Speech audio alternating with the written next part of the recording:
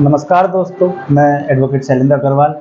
पिछली वीडियो में हमने जाना था कि यदि कोई पति बिना किसी उचित कारण के अपनी पत्नी को रिफ्यूज़ करता है या नेग्लेक्ट करता है, उसको भरण-पोषण नहीं देता है, तो ऐसी स्थिति में पत्नी के पास 125 सीआरपीसी के तहत ये अधिकार है कि वह न्यायालय में आवेदन करे और अपने खर्चे की डिमांड करे कि पति से उसको यह खर्चा दिलाया जाए।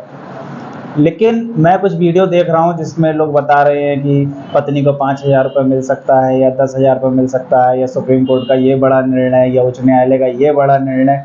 इस तरीके से गुमराह करने वाली वीडियो डाली जा रही हैं कि पत्नी ये कर सकती है, पत्नी वो कर सकती है। तो सीधा-सीधा सा मैं आप लोग को बता दूँ कि यदि पति खर्चा नहीं देता है तो इस कंडीशन में कितना खर्चा आपको मिल सकता है। इसके पीछे कोई स्ट्रैटेजिक फॉर्मूला नहीं है कि सीधा कह दिया जाए कि आपको 10,000 मिलेगा या 20,000 मिलेगा या 15,000 मिलेगा। ये दुविधाएं कई बार न्यायालयों के सामने आई कि किस पार्टी को कितना पैसा देना चाहिए, कैसे तय किया जाए। कहीं कोई ये नियम तो बना नहीं है कि 1,000 दिया जाए या 5,000 दिया जाए या 10,000 दिया जाए। तो इसके लिए सुप्रीम कोर्ट का एक लेटेस्ट निर्णय रजनीश बनाम नेहा आया।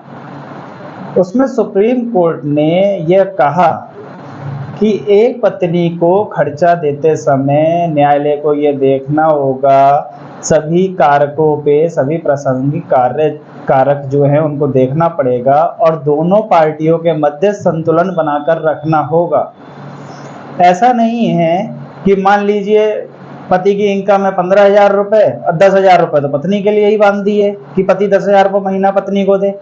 अब पति खुद का कहाँ से खर्चा चलाएगा, पति कहाँ से देनदारियां निपटाएगा, पति कहाँ से अपने माँ बाप का खर्चा चलाएगा। भाई पति पे और भी तो लोग आश्रित हो सकते हैं, उसके बूढ़े माँ बाप हैं, उसकी देनदारियां हैं, उसके घर के खर्चे हैं और सारी चीज़ें हैं। तो न्यायालय को रजनीश वर्सेस नेहा का यह डायरेक्शन मिला कि खर्चा बांधते समय यह देखना चाहिए कि दोनों की परिस्थितियां क्या हैं। दोनों की परिस्थितियों पर विचार किया जाएगा।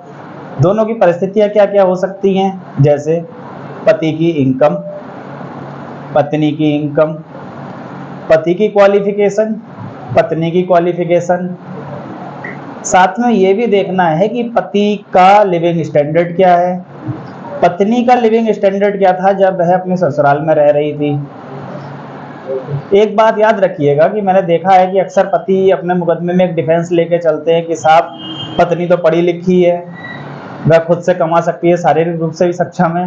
तो रजनीश वर्सेस नेहा में यह भी कहा है कि यह कोई उचित डिफेंस नहीं है ये बात कह देना कि पत्नी जो है पढ़ी लिखी है। ऐसा डिफेंस ना लिया करें कि पत्नी पढ़ी लिखी है और वह अपना खर्चा स्वयं चला सकती है, यह कोई डिफेंस नहीं हुआ।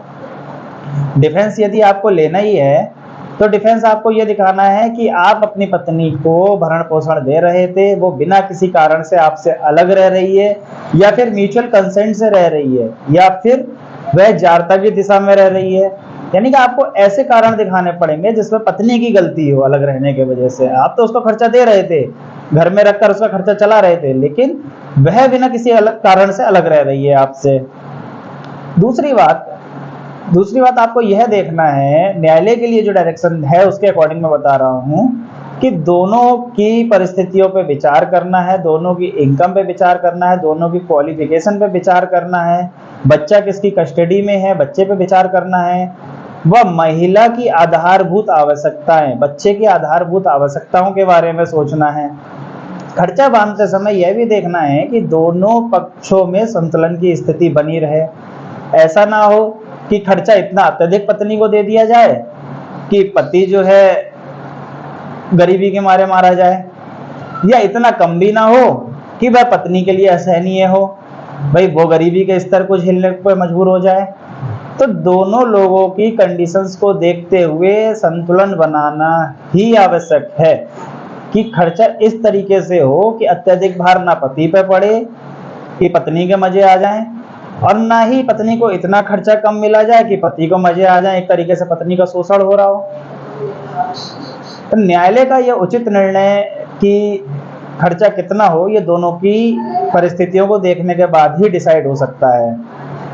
यदि बिना किसी परिस्थिति कारक पर विचार किए खर्चा बांध दिया जाए, बिना ये देखे पति की इनकम 15,000 है बांध दिया 10,000, तो वह गलत है। दोनों की परिस्थितियों पर विचार करना होगा, दोनों की क्वालिफिकेशन पे विचार करना होगा, दोनों के लिविंग स्टैंडर्ड पे विचार करना होगा, साथ ही बच्चा किसकी कस्टडी में, इस बारे में देखना होगा। पति की इनकम क्या है, वास्तविक इनकम उसकी कितनी है, उसके आय के अन्य स्रोत कितने हैं, इन सारी चीजों को, शादी को कितने वर्ष बीत चुके हैं, सारी परिस्थितियों को देखना है। वह बढ़ती हुई मुद्रास्फीति को भी देखना है। भाई आज के समय में महंगाई बढ़ती जा रही है, लोगों की इनकम भी बढ़ रही है, तो इस चीज पे भी गौर करना है। पुराना दृष्टिकोण नहीं अपनाना है, पुराने खर्चों पर ध्यान नहीं देना है, मुद्रास्फीति को भी देखना है, आने वाले समय में खर्चे बढ़ रहे हैं इसको भी देखना है। तो ये सब देखते हुए न्यायालय को खर्चा बांधना चाहिए। अक्सर पति डिफेंस लेते हैं कि पत्नी बहुत पढ़ी लिखी है, वह शारीरिक रूप से सक्षम है, वह स्वयं जॉब कर सकती है। तो न्यायालय ने कहा, रजनीश वर्सेस नेहा का जजमेंट बहुत अच्छा जजमेंट है, लगभग 50 पेजों का जजमेंट है। इसमें न्यायालय ने वह सभी चीजें बताई हैं कि किन कंडीशन में खर्चा बांधा जाएगा, किन कंडीशन में खर्चा कितना बांधा जाएगा, वह उनकी रिकवरी प्रोसीडिंग्स क्या हैं, किन किन एक्ट में पत्नी को क्या क्या राइट है। ये रजनीश वर्सेस नेहा का जजमेंट सुप्रीम कोर्ट का है, इसको आप देख लीजिएगा, ये बहुत ही इंपॉर्टेंट जजमेंट है और अच्छा जजमेंट है। तो इसी से कुछ आधारभूत चीजें, कुछ बेसिक चीजें मैंने निकाली हैं, वो मैं आपके समक्ष रख रहा हूँ।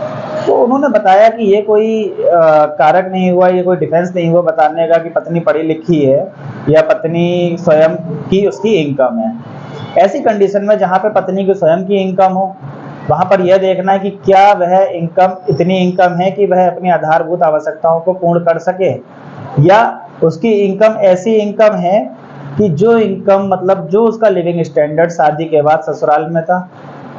दूसरा, हो सकता है कि पत्नी पढ़ी लिखी हो लेकिन वह जॉब ना कर पा रही हो, उसका बच्चा हो, बच्चे की देखरेख की जिम्मेदारी उसके ऊपर आ गई हो, तो ये डिफेंस भी आपका बेकार हो गया कि पत्नी पढ़ी लिखी है और अपना सेल्फ अर्निंग कर सकती है।